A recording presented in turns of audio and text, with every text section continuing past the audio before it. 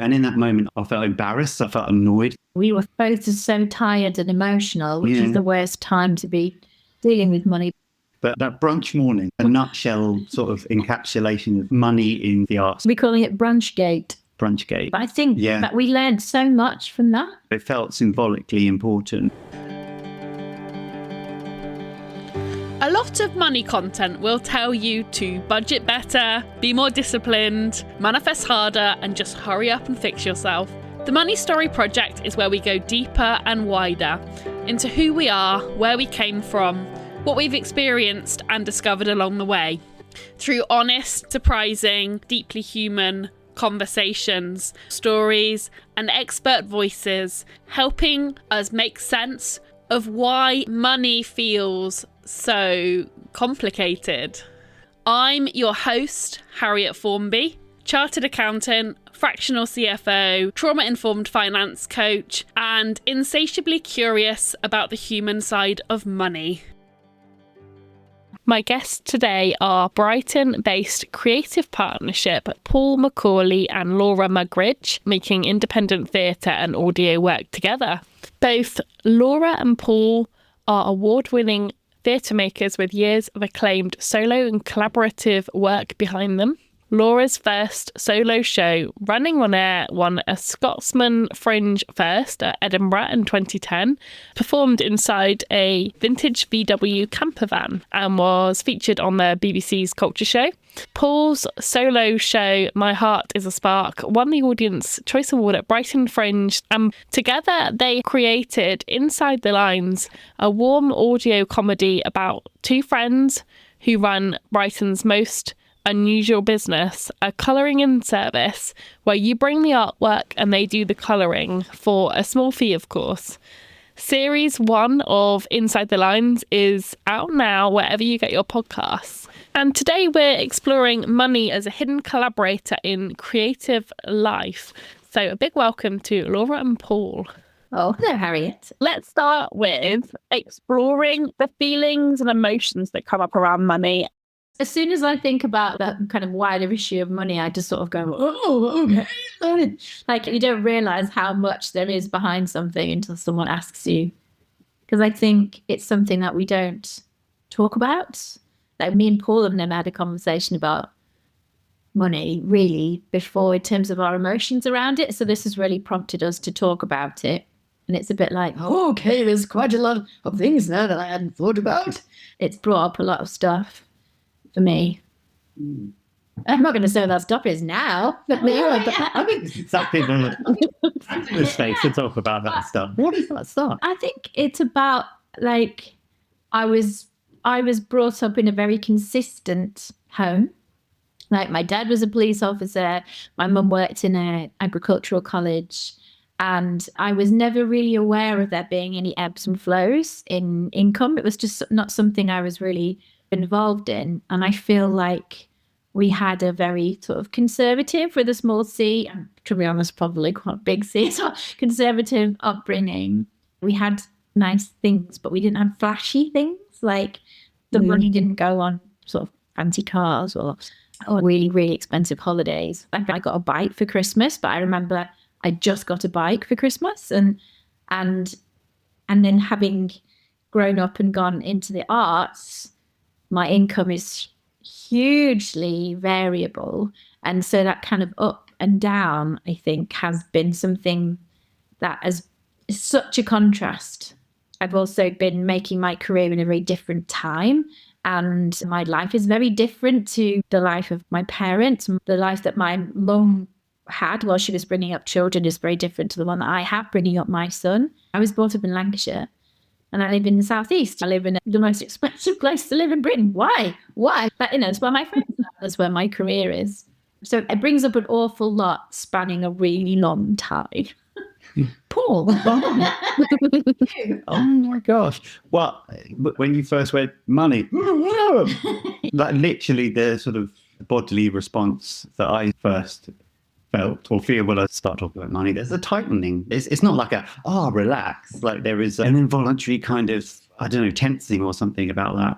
If I think about why and where that comes from, I do wonder, like, I often equate money with scarcity and not having enough, and worry about not having enough, and worry about what is required in order to get enough of it. And again, I think going back to sort of childhood stuff, maybe slightly different to what you described. Because I remember, like, when I was very young, there was definitely a period in time when my parents were separated and we had a new family and a stepfather and everything. And I remember a period of time where money was really tight. It was really difficult. And I think as children, we were exposed to some of the emotional roller coaster of that. I think it was a source of stress and worry for our parents. And I think we knew that. And I think we knew not having enough money was an emotive thing. And when I think about my siblings, I think we've all carried that into our adult lives and had to work with that in our adult lives in our own ways. And the other bit that comes up for me, apart from the sort of, money, big feelings, is money is directly linked to income and therefore work. And work is what you need to do to get money. But also my relationship with work, I feel it's complicated, because I think one of the messages I grew up with is that work is inherently boring, not something that anyone wants to do, and is a necessary evil in order to get the money to be able to survive. So there's this weird kind of relationship between, you don't have enough money, so you need to go and do something you don't want to go and do to get what's necessary. And I spent a long time trying to unpick that. And I think part of what that seeded in my head was this idea that earning money is a direct barrier to like having freedom and autonomy and being able to do what I want to do with life. So I think work and career and money, I've gone on a journey to sort of deprogram some of that stuff and try and land on a place where it's like, I can earn enough and I don't have to sell my soul to do it, but I still feel that tension an awful lot, I think. Yeah. So to sum up, money can feel it's something that's done unto you, or that's what it's felt like to me. It's a force that happens to me. And I think part of that changing the way I think and feel about it, I want to feel like I've got more control over it. And I had this really great boss who was a mentor, and she ran his company and including its finances. She was all over that. And she had a very sort of practical can-do attitude around money. And she said, money is just a lever. And that's really stuck with me, because I think we're told like you need money in order to do anything, but actually it's just a lever, and it's one of many levers, and it's a lever you can pull. I don't know, maybe that's a metaphor that's about feeling a bit more empowered in about a relationship with money, and just sort of saying it's not the only route to get things done. Because I think we live in a very transactional, economically focused society, and it seems like money is involved in everything. It doesn't have to be. Yeah, I think it's involved in more things than we realise it is, actually. And I've been thinking a lot about this over the last few days. There's something about money that I just don't want it. I'm like, get rid of it. I don't want it. I need it, but I don't want it. And if I don't have it, then it's gone and I don't have to worry about it. But if I've got it, I don't know what to do with myself. And that's, I think that mindset is responsible for quite a lot. I live with my partner. We moved in together a couple of years ago. And we've combined our finances. And before that, I was living just with my son as a single parent. And my partner, he sees money very much as just maths. That's how his brain works, like it's maths. But I make that noise when I think about money. So he'll say, oh, we've got this big bill coming up or whatever, are you able to contribute? And I just go, oh, well, I do, I'm good because I'm self-employed. It's less predictable for me. I also work in the arts, which is a hugely sort of squeezed industry at the moment. And he has a salaried job, and he's like, oh, when he says, are you able to contribute? I hear like, why aren't you contributing enough to this household? You and your stupid job working in the creative industries. But he's just saying like, I need to make this number up. Can you make that number go up? How much can you make that number go up by? And it is kind of radical to me. And it really helps me that he does see money as maths. If he does have emotions connected to them, they're very straightforward. And I think his main approach to money is that he doesn't ever want me to feel bad about things, but he recognizes that even asking simple questions like, when are you next getting paid for something, it's just about making up that total. And I think he doesn't like knowing that that has an impact on me. So I think those are his emotions around it. And he also has emotions around, suddenly finding himself in a house with 2 other people, because he lived by himself before, in charge of his own finances. And we've combined everything. So I think he feels that pressure of now he's the breadwinner and he's tackling that stuff. But it's radical for me to be in a relationship with somebody who's like, it's just maths. I'm not saying get another job. Your job is stupid. I'm like, no, I know you're not, but it just makes me do that noise again. But what you said there, Yes. being self-employed and, the emotionally loaded thing about when's the next bit of money coming from. And I've also worked for myself about the last 5 years or so. And a lot of people in the arts work for themselves. And that's a roller coaster, isn't it, being a freelancer or whatever. And something that I've had to sort of tangle with, and I wonder if that's part of what you were talking about. Somewhere we kind of get the idea that the money we earn is tied to our value and our sense of worth and even identity and stuff like that. So I've had times where I've had dry spells in terms of work and I don't feel good about myself. Like I feel like, do I have anything of value to offer given the fact that no one is currently paying me to do that thing? And that's a whole thing to go through as a freelancer and as an artist, and that sort of relationship of money to what you're worth and stuff like that. Well, I think we're all told as sort of teenagers and young adults who want to go into the arts, yeah, you can have your job in the arts, or you can have your little hobby, go and do that, but you're going to have to get another job. You're going to have your backup job. So I have a degree in drama and in French. I did a joint degree. And I remember really having that discussion, and my parents were like, you need to have something else. And actually, now I do pretty appreciate that because I got to live in France for a couple of years. I had a lovely time. But there was a real sense of like, look, do drama for fun and then do something else to earn money. And actually, that's not the way that it's worked out for me, in that I earn all my money through theatre and theatre adjacent stuff. And I feel like proud of myself for that. Yeah. Because all you hear, there's a real narrative of out of work actors. Oh, you're going to do a lot of working in cafes, a lot of working in restaurants. And I remember going to a bed and breakfast in Stratford once, and the man serving us breakfast said, oh, well, what do you do? I said, oh, I work in theatre. And he went, oh, are you just waiting for your big break?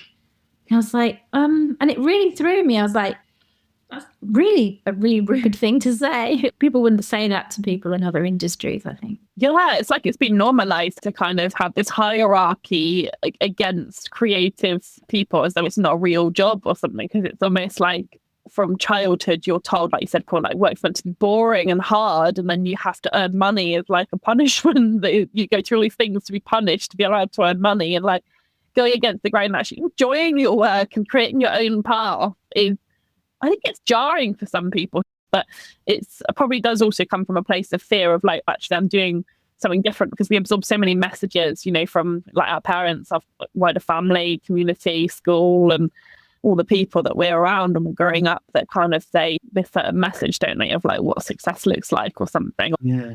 I think it's interesting hearing Laura's point of view on that, and as you were saying there, how that kind of message you get about creativity and like work is for this and the arts or creative stuff is for that.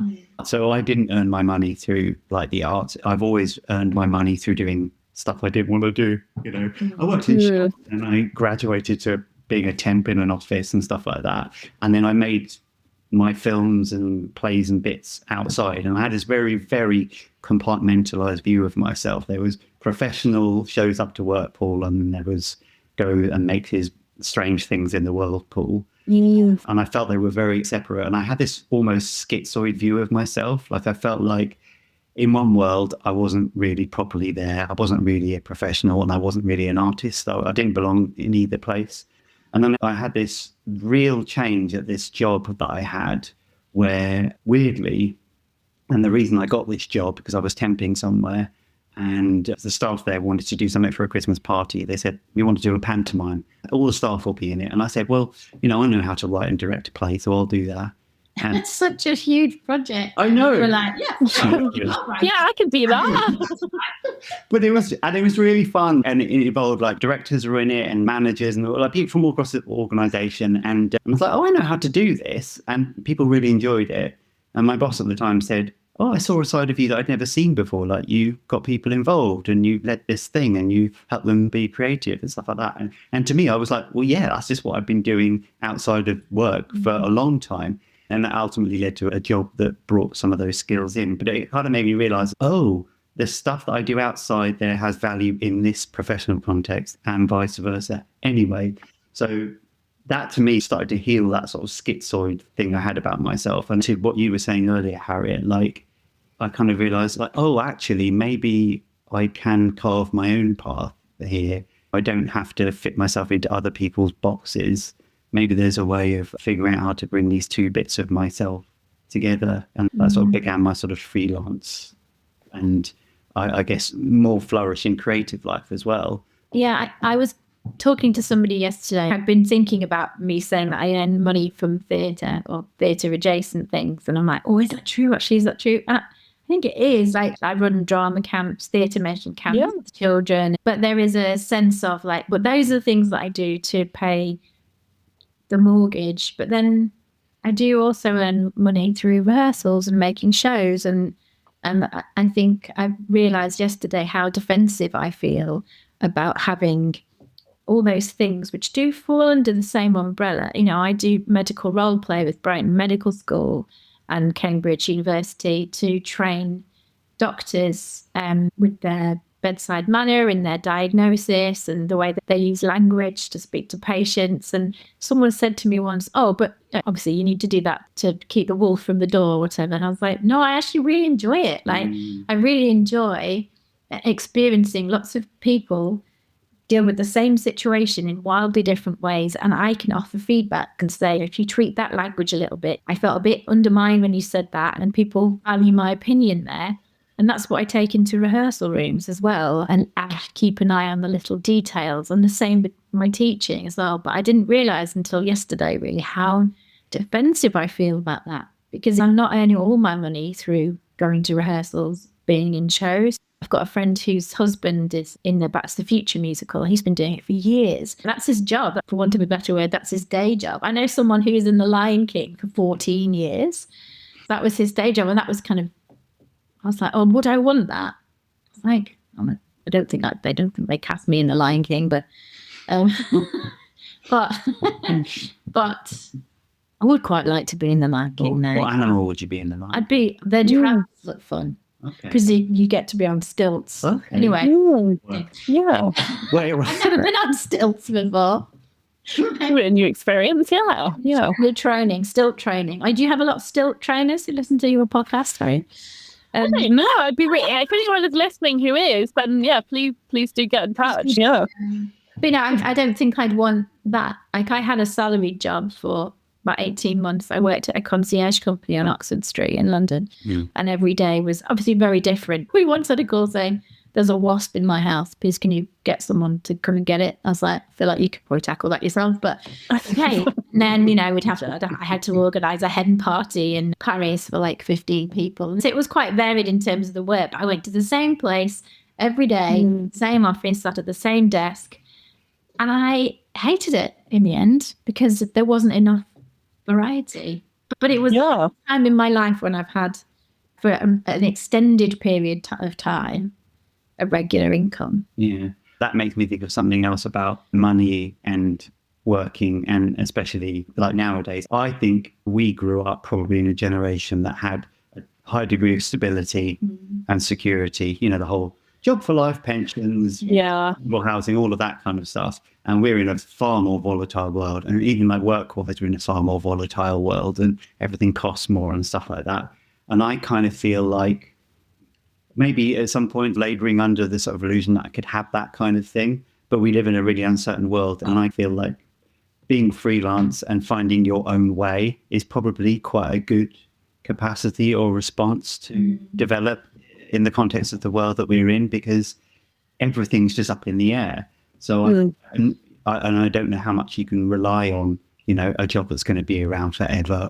Yeah, I sometimes think it's more stable to be like self-employed, but have lots of different activities you're involved in.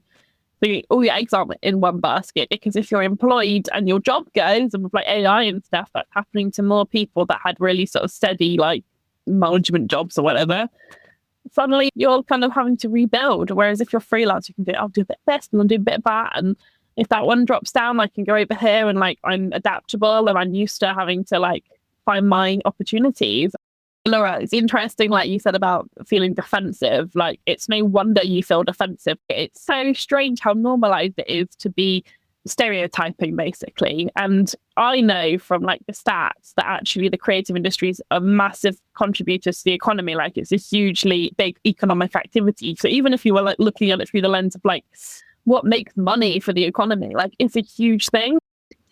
I mean, I feel like now I'm in a position where I've kind of been through moving away from my family, moving to a different part of the country. I lived in London for a while. I had a baby. I got divorced. I've been through a pandemic. I've managed to still be working in the arts, or working in theatre specifically, and having been through all those things, I'm in it now, you know, like any one of those could have thrown me off course, but it hasn't. But I recognise, talking about having all those little things, so I see it as a sort of circle around me of all those different places I get income from. And I teach. I work with a theatre company in Brighton called Encyclopedia that do science-based shows. We're touring one at the moment. We're also working on a new project that's coming up. I work with Paul. I do the medical role play. There's lots of the things that I have. And in late summer, autumn last year, we were focused on a project that was self-funded, which we'll talk about. For various reasons, several of those projects didn't get funding. And so that left me panicking, actually, in sort of October, November. And then I did a show over Christmas at the Theatre Royal in Brighton. And that was 3 weeks of proper, like, paid appropriately, doing one thing.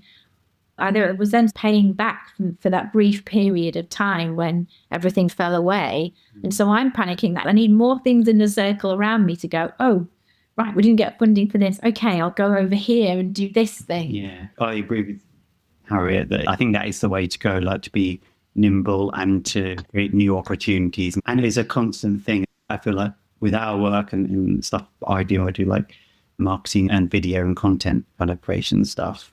Is essentially just helping people tell the stories of like what they do. But I feel like we're constantly lobbing messages in bottles out into the ocean. Yeah. And hopefully some sort of start to come back. But it's a constant thing of trying to think a few steps ahead. But then I think about, like, would I want a salaried job?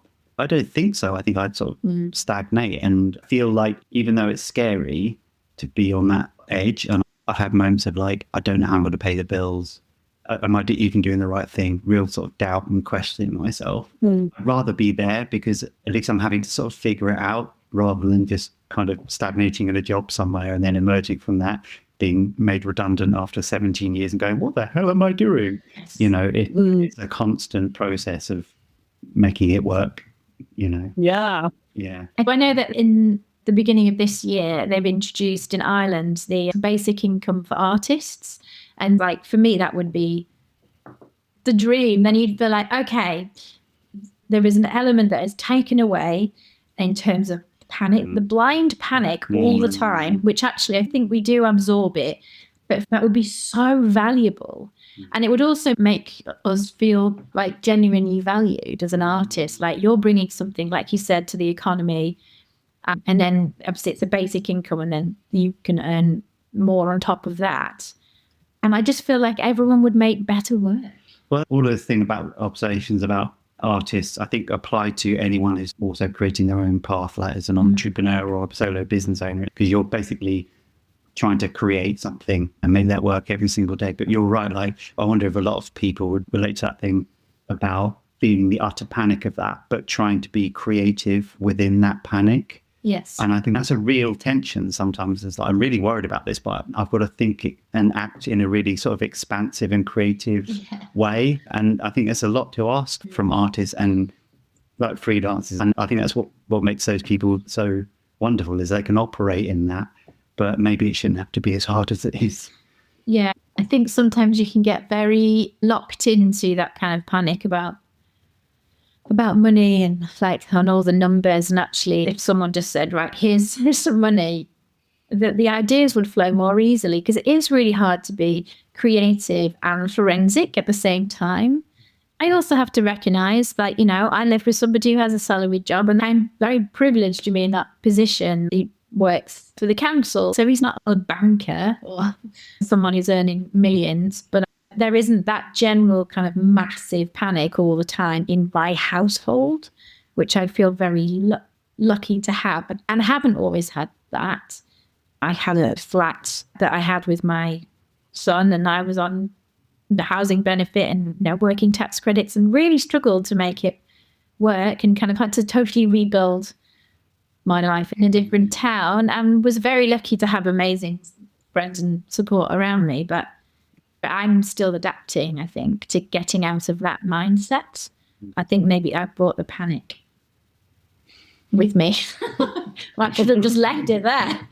Yeah, it's understandable because it kind of attaches to you then, doesn't it? Of like the vigilance side of, am I okay? Am I actually safe? Like, is there a problem with money? I think such a big point is that we can glamorize the struggle and the pressure that makes you creative. And like, I wouldn't have done that unless I'd had the pressure. But at the same time, like, gosh, if people just didn't have to worry about surviving, let's hope there's good stats coming out of Ireland, and hopefully they'll roll it out elsewhere. Because I know that, like, with universal basic income stuff, I'm sure, I can't remember where, but possibly Scandinavian sort of countries have got it, and it works really well. So thank you for bringing that one up. I know that you both work very closely and collaboratively on projects. How have you found working together on the creative side, but also the business angle of the money and the conversations? So we were working separately as artists, and both obviously also had other jobs. But when we first met, we made a piece of theatre together. Paul had written a show and asked me to come on board and direct it. And then we've made it a live theatre show since then, which we're currently touring. And it didn't feel too much like money came up as part of that, really. I think like the stuff that we make together is all independently produced, or has been so far. So when we first made that thing, it was very much was made on a shoestring. It's like the driver is we want to make something together and we want to give it to people. Like, that's the thing. So then the money thing just becomes like, oh, well, what do we need to cover? You know, the limited expenses we have to sort of pay back. Like, I'm interested in financial principles. Oh, yes. There's a lot of ways. Tell us about that. Yeah. Well, it's basically like, what do we agree on is important when it comes to the money? And I think one thing is we always have to cover our costs in whatever we do. We have to find the ways to make it pay for itself, because then that just means we're not out of pocket. I mean, that is a simple thing. So we try to sort of pay attention to how much money we're spending and how we're kind of getting. Paul loves a spreadsheet. I love a spreadsheet. And then the other thing that's come up recently is being commercially minded, but not commercially driven. But let's think about the money and acknowledge that what we make has value, and we need to find ways to help people give us something in exchange for that value. But that's not the driver, and it shouldn't be the driver. The other thing I kind of think about was our team has expanded. Like, it's me and Laura, but we now work with a wonderful producer called Kate Laird. We've got a wonderful audio and multi-talented artist and creative, and I write Gwen, who's produced our audio series. So now it's like, okay, the choices we make about money now also have some effect on others, or we need to recognize that, you know, it's not just us involved in it. And the thing around that I keep coming back to, okay, it's like relationship first, then the art, and then the money, in that order. And that's the thing to pay attention to. But I found it quite challenging, because like realizing, oh, you think about money in this way. Like, Laura, you go quiet around money, and I make the noise, or you make the noise, and I probably overthink it and kind of go, how are we going to make money in 9 months' time from this thing, and kind of put it into a spreadsheet, because I want to control it, because I'm about that. I want agency and control. And also the thing I have around money and making stuff, and I've always made my own stuff, and I think part of that comes from, I don't want my ability to make the thing that I want to make be determined by someone else saying yes or no in form of giving money or not. I want us to find our own way. Just to be very clear, I don't think that my way is good.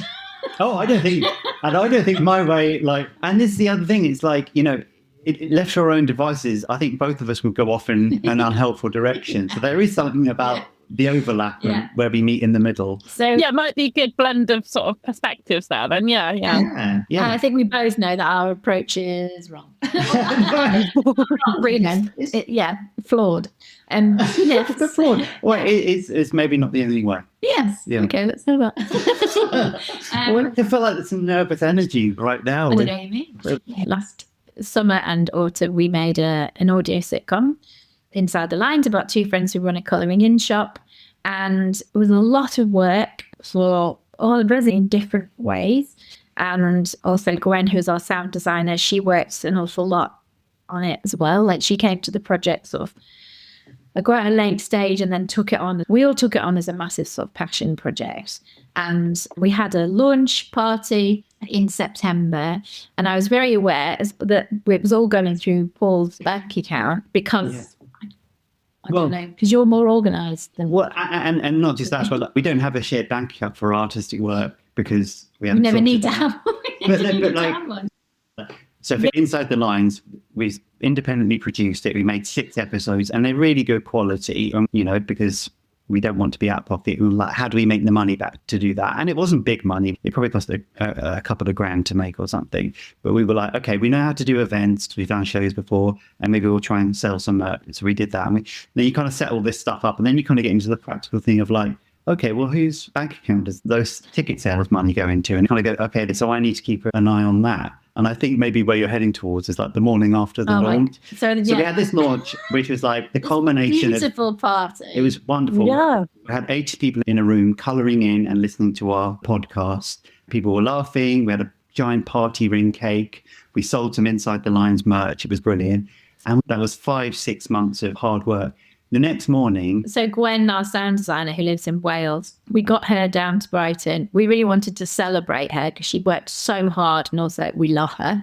And we were like, we're going to take you out for brunch.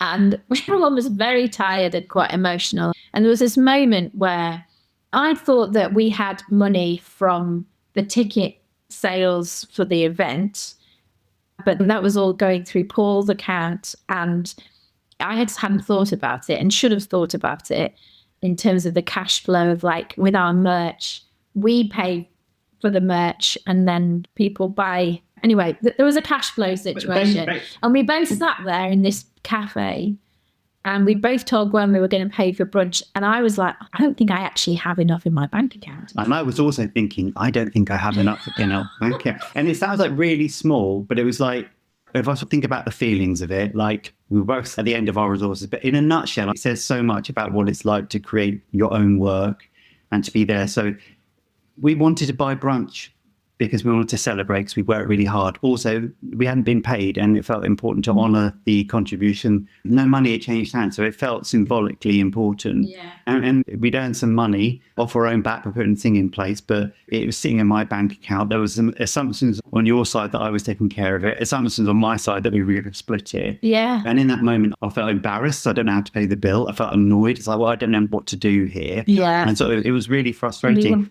both just so tired and emotional, which is the worst time to be dealing with money. But I think that we learned so much from that. I can't remember how now, but we sorted it and Gwen got free brunch. And I think like having those kinds of conversations around money and other things as a creative partnership have led us to have some really deep conversations and understand like, oh, this is how you think about that. And when this happens, you're likely to react like that, and this, and all of that kind of stuff. But I do think about that brunch morning as a nutshell sort of encapsulation of like money in sort of the arts, especially when you're making your own stuff. We're calling it Brunchgate. Brunchgate. So how do you like navigate that? Did it cause tension? Yeah, sort of like... I would say yes, it did. Well, it did. Yeah, no, it did. And I think we'd spent a lot of time together in the lead up to the launch. And then we had a 2-week break from each other, didn't we? We didn't plan it like that, but we just sort of naturally did. And that sort of felt okay. But I think we both knew that like we were doing that for ourselves and for each other. Yeah. You know? I think it did cause tension. We did come back to it as a conversation weeks later and sort of like acknowledge it. And now we're gearing up for series 2 of the podcast and we're also looking at creating a new project as well. And I think that has informed like, we need to acknowledge how does the money work? Yes. literally on the practical level, where does it go and stuff like that. And so we can sort of share responsibility of it. But also it's that money and value thing, like how do we recognize the value of what other people are bringing to it in a fair way, but also in the context of it's very difficult to be fair, because if we were all getting paid what people professionally producing an audio sitcom would get paid, thousands and thousands. It couldn't happen. And it goes back around to that value thing. It's another feeling I feel, especially with involving other people, is sometimes a feeling of guilt and shame that I can't do more to, like, I value them so much and I want to work with them so much and I wish I had more to give them. But also recognizing that the arts is not something that people do just for money, and there are projects, and we're so lucky to have found these people. There are projects that people just want to do because they love them and believe in them, but that's hard to hold. Like, they've consented and said, yes, I want to work on this. But there's this feeling of like responsibility, and you've got to work out where the line is. All of that. We're doing a live show in a few weeks' time. We also are touring with a piece of theatre that we've made, and we're receiving a fee from the theatre.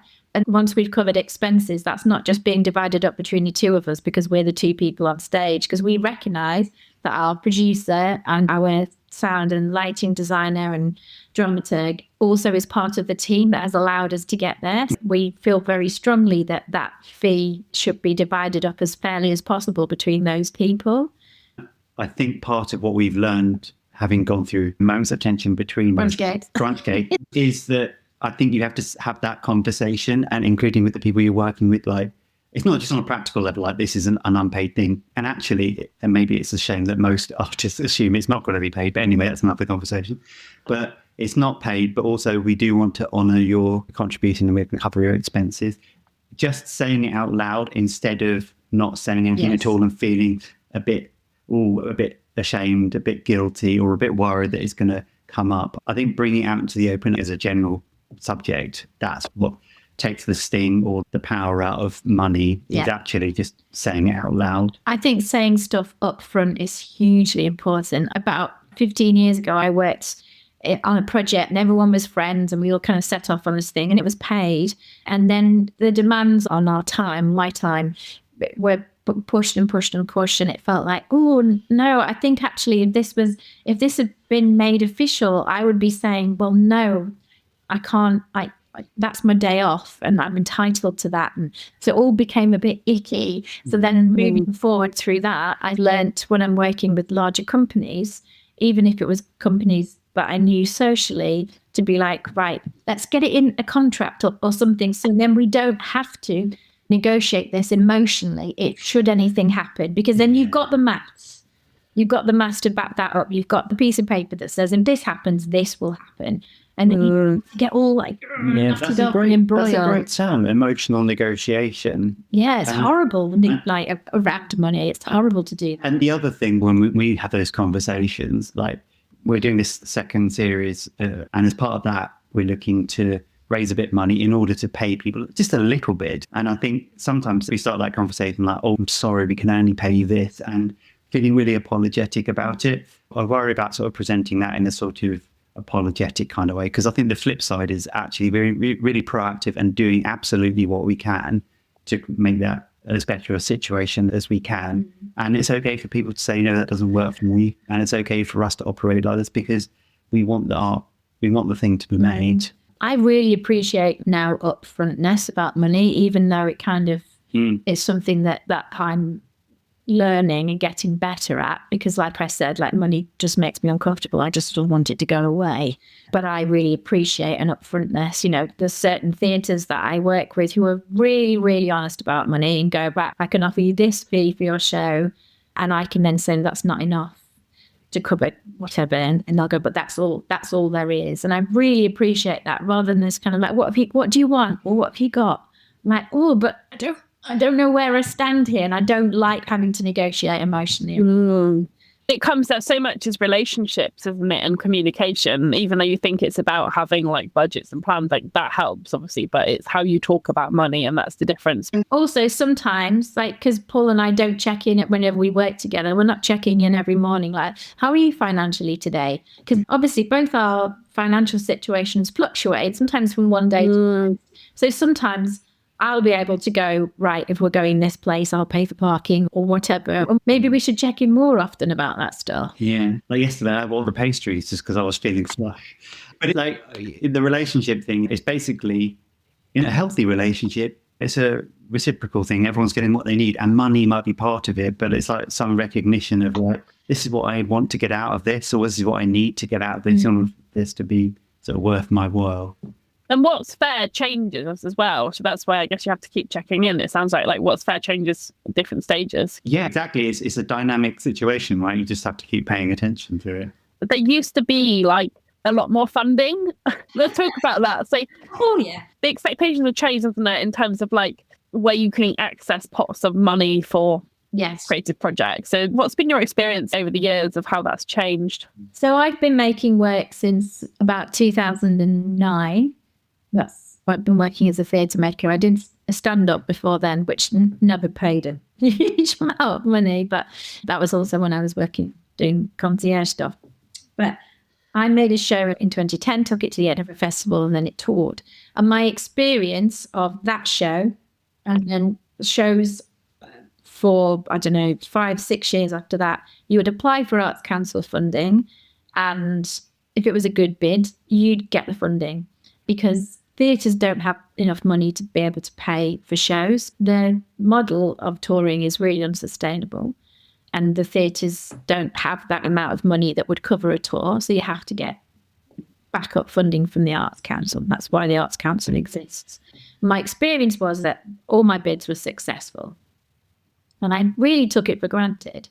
But now I'm working with really established companies. We didn't get our funding in October, and we resubmitted, having had a long chat with an Arts Council relationship manager, and we got the funding the second time. But everything had to be put on hold. That's where all the work went for me in the autumn last year. So I'm very aware of various projects that I used to do that have gone. I used to work extensively in schools with the Creative Partnerships, which was funded by the Arts Council. I was an artist in residence in a primary school, and it was absolutely wonderful. It was 2 days a week in a primary school. I loved it. I got to do some really fun things, and those things were happening all over the UK. That's gone now. They sold that to Germany, I think. So that's gone. That funding is gone, and that was a huge part of my income back in my late 20s, early 30s. So I'm very aware of what it used to be like. And I keep being like, it's so much harder now. And I'm sort of experiencing a sort of grief. I mean, it was always complicated, and it was always work and having to write all these funding bids. But it feels now like it's unheard of for people to be getting their funding. I told someone the other day that we'd got the other company that I work for and got their bid, and they were like, oh my God, I haven't heard anyone for months who's had a successful bid. And I was like, I know, I feel really lucky, because everything is just being squeezed, which is quite different to Paul's experience of touring theatre. Yeah. So I feel like I really heard you. This used to be all green fields. Like, this was never as hard as it is now. And I'm kind of like coming in sort of slightly fresher faced and kind of go, well, what can we do then? And recognizing, okay, there's not a lot of money out there, say from sort of major funders like the Arts Council and stuff like that. But going through the practical realities of like the show that we're doing next month, touring that, okay, well, how do you do that without Arts Council backing? You have to find theatres who will contract with you on a sustainable, workable level. Ideally, you're looking for some kind of fee and guarantee, but often it's a box office split. What we've learned, I think, the appetite for risk is really, really low, because theatres are stretched. So they want to program stuff that they know will sell. And for touring shows, they're less inclined to take 100% of the risk. So the risk goes to the artists not making their money back. And these are people who are already doing things on a shoestring. And you can't blame the sort of theatres, but you're pouring an awful lot of effort into making approaches to theatres, putting funding bids in. And they're looking to you to be really, really clear in demonstrating that what you're offering is going to meet the outcomes they need. So it feels like there's sort of artists that are absorbing a lot of the risk and a lot of the effort in doing that. And it's more people chasing less money Yeah. and jumping through hoops. And to do that. theatres as well don't want to take risks. I'm doing cross fingers on new work because everyone has less money at the moment because of cost of living. So audiences of less money, they're less likely to take risks on seeing things that they don't know. That's why at the moment there's so many things that are being like musical versions of films. Like, oh, I know that. I know, The Bodyguard or whatever. Existing or IP. Back to the Future. I know what that is. I know that's going to make me feel great. And so as people who make new work, it's really difficult because we know what we're making is good and we're very committed to it. And we know that it's going to be a lovely experience. We're really good at our job. But the theatres, even if they think that they would like it, they're like, well, our audiences won't come. Yeah. And whether or not that's true. Yeah, I can totally see that it's really sad because that means that less people get to experience new things that are different and creative. Yeah. Fewer stories being created because we're just regurgitating the old ones. Yeah. And yeah, it's a really good point. Butts up against maybe there's less diversity in the stories that get told as well. And it sort of diminishes just the whole sort of cultural landscape, really, because it becomes really safe and predictable and stuff. Yeah, so it's really hard, Harriet. It's hard. It's easy to feel a bit demoralised about it, but you have to acknowledge that Inside the Lines wouldn't have existed if you had listened to that. And you've been resilient and creative and savvy to kind of come up with a way of doing it. And that leads us on to the crowdfunder. By the way, I've listened to series 1. I listened to it in one go because it was so good. I was like, I'm just going to play. One afternoon, I was like, I've played them all, and then I went back and listened again. Do you like it? So I really love it. And I think it's, especially if you're having experience of being like self-employed or like a business owner as well, which a lot of people listening are, there's so many like observations about that experience and like who you meet along the way and the norms and like the absurdity sometimes about, which I think is very relatable for people listening. So yeah, definitely check that out. But essentially you have experience that, there's lots of people who enjoyed it and you want to make another series, and you're doing a crowdfunder for it because that is a empowered way to make something happen in this landscape, which gives some hope. But love to hear a bit more about like how you got the decision maybe to do the crowdfunder, what's coming up for you like emotionally about the money side, and that kind of thing sometimes of like, but we've got to ask people for money, and they're not like institutions like the Arts Council. We're talking to people, and that's different, isn't it? Well, I suppose to give a bit of context, so we made the theatre show together and we were like, well, what else can we make? Because Inside the Lines came out a little bit because of that sort of audience and the challenge of mounting and touring a show. It's like, well, can we make something that's not dependent on us being programmed into a venue? Can we make something digital? Yeah. So we thought, okay, let's make an audio comedy. So we came up with this. I think Inside the Lines was like the first idea we had.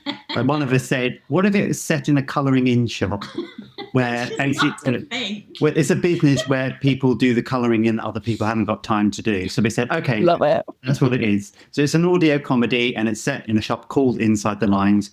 We'll play versions of ourselves, Paul and Laura, and each week we'll have a guest character. And actually as a creative challenge or process, we're like, oh, what if every episode is improvised? It's devised with the guest and we create the story in the studio and then we edit it. And so it's all independently produced. We're in charge of it and then we will put it out there. So we were tickled by the idea, and it was to try and reach people. And we made it on a shoestring. Our costs were mostly around studio time and sort of those kinds of expenses. But we found a team of people and actors, wonderful actors who were like up for coming to do that together. And it turned into more work than we thought it was going to be. And actually, as we got further into it, our ambition increased. I think because, this is really good. It's going to sound really good. We've kind of jokingly described it to ourselves as the Radio 4 comedy that no one commissioned us to make. But it feels like it's that kind of quality and that kind of vibe. It's very warm and cozy and absurd and stuff. Anyway, so we put that out there. And because we were just trying to make the thing that we wanted to see, and that was our main driver. And the reaction to it was really lovely. Mm-hmm. It found an audience who really like it, who want more of it. And that did precipitate a conversation about, okay, we'd like to do more, but what does that look like? Yeah. And how do we do that again without recognizing how much work is involved and how does the money work and stuff. Because off the back of that, in launching it, we did all the stuff like the events and stuff like that to try and earn money back. We built that into how we launched it and stuff. So we've learned an awful lot creatively in terms of marketing, in terms of income. So now it's kind of like, okay, how do we do a second series on a practical level? Yes. And also, how do we create a situation for ourselves where we can focus on series 2? And if we're getting paid or there is some money involved in series 2, we can focus on it rather than having to do other things and take on other work to be able to keep everything else going while we're making the series. Yeah. And that's what it's about. That's when, when people say, well, you shouldn't need to get paid for something you really love. It's like, no, I want to, so I can just do that. So I don't have to do the things. I can do it justice. Totally. And it's interesting to think about how we're in a different position, because there's something as a principle, I think, about creating work and not letting the money cart lead the creative horse. Oh, lovely. Thank you. Ooh. There's something about because we're fortunate enough to have a little bit of time and a little bit of headspace to be able to make the thing that we wanted to see and back ourselves. We believed in the idea, so we went and made it, and we didn't wait for permission, and we were lucky enough to be able to do that. But now we're in a position where it's like, we have a thing. We've proven what it is and people want it. I remember feeling like when we were doing the events that we were doing and selling merch, sometimes feeling a bit apologetic. Will you buy something from us? But actually what I realized is people were happy to do that. Yes. And what I realized, people want to support us. We just need to create the mechanism by which they can do that. So I'm trying to hold on to that as we go into launching a crowdfunder. Yes. There was a nicky way to think about the crowdfunding thing. It's like, please give us some money. But actually what it's about, it's like, you people who want to support us, here's how you can do it. And you can be part of the story. And I love, if ever I see a friend or even someone who's not connected to me with a crowdfunder, I say, oh, that seems like a lovely project. If I've got a £5 or a tenner, I'll donate to it. And I feel like, oh, that looks really great. And I love to be part of that. Yeah. So, yeah, I'm not saying if I've got any spare money, but you know what I mean? If I've got any little bit, I can go, yes, I think this project is great. And if that's a way I can demonstrate that. Yeah. It's like a vote for what you want to see in the world, isn't it? Yeah, that is absolutely it. And that's such a great metaphor, Harry. Where you spend your money is a vote for what you want and believe in. Write that one down. When I see people crowdfunding for things and they've got a really big, brilliant idea and they're asking for help, and especially they've kind of said, I've really thought about this, we've proven it or whatever. We're trying as hard as we absolutely can and we've got something and we just need a bit more help.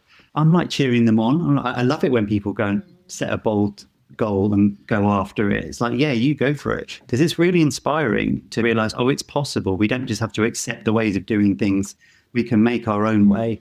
It is an interesting thing, putting that out there. And one of the things we're sort of thinking about at the moment as we're sort of building this crowdfunder is how much support is out there? What is a realistic budget for what we're trying to do? Because if it was a fully funded thing, that would be such a huge budget. So much money. But it's a step up from just covering our expenses, but it's not going to be the fully funded thing. How do you pitch that in a realistic way? And ultimately it is a bit of a gamble. Every time you sell a show or sell whatever, you don't know who's going to show up. And I think the thing I try to hold on to is let's just do it sort of open-heartedly. We've built a world. We want to bring people into it. That's what Series 2 is about. And I think if we offer that with a sort of generous spirit, that's the way. I think open-hearted is a really nice way to look at a crowdfunder, because actually what you're doing is we really believe in this thing, and we think it's lovely, and we want you to be part of the project. So that feels like there's a lot of love and there's a lot of investment and encouragement in that.